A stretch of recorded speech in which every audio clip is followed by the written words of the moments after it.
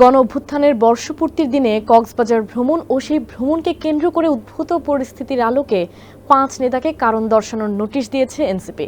দলের দপ্তর সম্পাদক ও যুগ্ম সদস্য সচিব সালেহ উদ্দিন সিফাত এক নোটিশে এই নির্দেশ দেন। এ বিষয়ে বিস্তারিত থাকছে টিবিএস নিউজ আপডেটসে। আপনাদের সঙ্গে আছি আমি কাশফিয়া রুহি।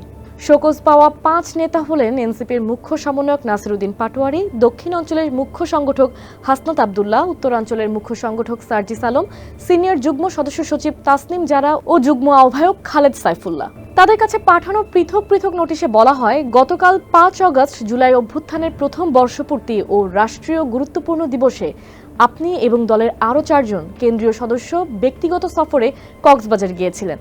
এই সফর সংক্রান্ত কোনো তথ্য কিংবা ব্যাখ্যা রাজনৈতিক পর্ষদের নিকট পূর্বে অবগত করা হয়নি।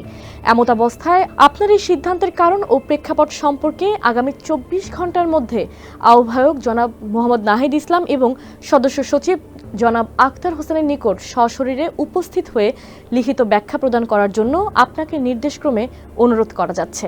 এর আগে কক্সবাজারের একটি হোটেলে বাংলাদেশের নিযুক্ত সাবেক মার্কিন রাষ্ট্রদূত পিটার হাসের সঙ্গে জাতীয় নাগরিক পার্টি এনসিপির শীর্ষস্থানীয় কয়েকজন নেতা বৈঠক করেছেন বলে খবর ছড়িয়ে পড়ে। তবে এ খবরকে গুজব বলে উড়িয়ে দেন দলের মুখ্য সমন্বয়কারী নাসিরউদ্দিন পাটোয়ারি। ৫ আগস্ট সকালে কক্সবাজারে যান এনসিপির ৫ নেতা হাসনাত আব্দুল্লাহ, সার্জিস আলম, নাসিরউদ্দিন পাটোয়ারি এবং তাসনিম জারা ও তার স্বামী এনসিপি নেতা খালেদ সাইফুল্লাহ। কক্সবাজারের সিপার হোটেলে ওঠেন তারা। দর্শক, এই ছিল আজকের টিবিএস নিউজ আপডেটস। এতক্ষণ সাথে থাকার জন্য ধন্যবাদ সবাইকে।